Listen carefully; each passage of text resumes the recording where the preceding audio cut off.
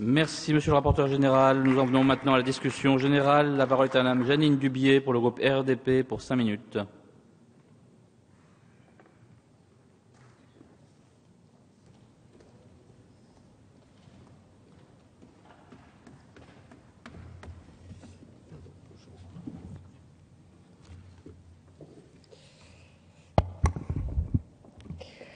Monsieur le Président, Monsieur le Ministre, Monsieur le Président de la Commission des Finances, Monsieur le rapporteur, chers collègues, nous examinons une nouvelle fois le projet de loi de règlement pour l'année 2012. L'examen répété de ce projet de loi est rare. Le projet de loi de règlement n'a en effet pour seul objet que la validation des comptes de l'année N-1. Cela est d'autant plus étonnant que les comptes de l'année 2012 ont été certifiés par la Cour des comptes et que l'actuelle et la précédente majorité sont toutes deux responsables de ce budget 2012. Les arguments ayant maintenant été échangés à plusieurs reprises, je me contenterai de quelques remarques. Tout d'abord, les objectifs de 2012 ont été maintenus. Pour cela, l'effort en recettes a été des plus importants. On peut regretter que la réduction du déficit ne repose pas plus sur un effort en dépenses. Mais la structure du budget de 2012 incombe à la précédente majorité. Il faut le dire et le redire, près des 2/3 des augmentations d'impôts ont été décidées par l'ancien gouvernement. A contrario, d'autres reprochent au gouvernement de ne pas avoir suffisamment infléchi la politique budgétaire précédente. Ce serait oublier la situation économique désastreuse dans laquelle la nouvelle majorité est arrivée au pouvoir. Il nous a fallu agir et surtout ne plus laisser filer le déficit. Pour autant, ce qui était vrai dans le passé ne doit pas être répété à l'avenir. Les mesures d'austérité grèvent la croissance. Le FMI le souligne depuis plusieurs mois. La semaine dernière, les ministres des Finances du G20, qui ne sont pourtant pas réputés très à gauche, ont affirmé que le rythme de consolidation budgétaire doit être adapté à la situation de chaque pays. Dès cette année, le gouvernement a décidé de ne pas corriger les orientations budgétaires suite à une baisse des prévisions de croissance. Cette stratégie, nous la partageons, bien que nous ayons principalement deux inquiétudes. La première, c'est l'effet de base dont nous hériterons l'année prochaine. Plus le déficit sera élevé cette année, plus les efforts devront être grands en 2014 si la France veut tenir ses engagements.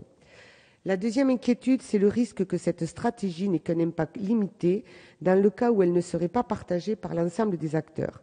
Car s'il a été décidé de ne pas augmenter les impôts pour boucler le budget de 2013, c'est pour favoriser les anticipations d'investissement. Le problème, c'est que si ces acteurs anticipent un rattrapage des impôts en 2014, alors l'investissement risque de stagner. D'où l'importance d'avoir, dès que possible, le détail du budget 2014. Nous ne pouvons bien évidemment pas accélérer le calendrier, mais l'attente des acteurs économiques est grande.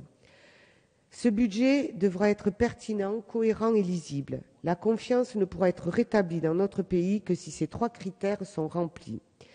Par ailleurs, la réduction des dépenses doit être crédible. Sans cela, les acteurs économiques continueront d'anticiper des hausses d'impôts. Dans un souci de crédibilité, ne pourrait-on pas envisager une accélération de la publication des rapports d'évaluation réalisés dans le cadre de la MAP?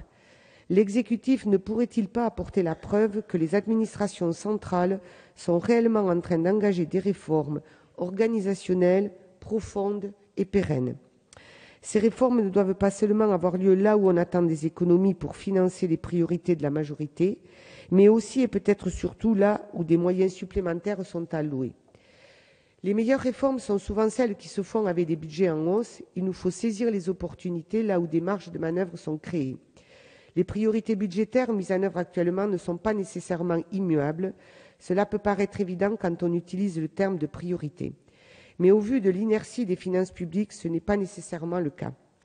Prenons la santé. Lors des discussions budgétaires précédentes, notre groupe avait déjà émis le souhait que la santé soit considérée comme un domaine budgétaire prioritaire, au même titre que l'éducation, la justice et maintenant l'emploi.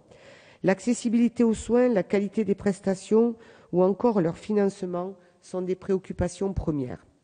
Les solutions à apporter ne sont pas toutes de nature budgétaire, mais on connaît bien la maxime « si l'argent ne fait pas le bonheur, il y contribue ». Les besoins sont grands aujourd'hui, ils vont augmenter dans le futur. Or, au vu de la politique de compétitivité menée, il y aura une réelle difficulté à augmenter les cotisations sociales. Il nous faudra bien trouver d'autres sources de financement plus indirectes. Et il n'est pas impossible que le budget général soit de plus en plus sollicité, d'où la nécessité d'avoir une vision dynamique des domaines budgétaires prioritaires. Il y a 2 semaines, le Premier ministre a annoncé que 4,5 milliards d'euros seront investis chaque année dans la modernisation des hôpitaux sur notre territoire. C'est une bonne chose. Privilégier la réduction des dépenses superflues pour financer l'investissement doit être une priorité. Nous aurons l'opportunité d'en rediscuter à l'automne. Dans cette attente, nous voterons bien évidemment en faveur de ce projet de loi de règlement. Merci.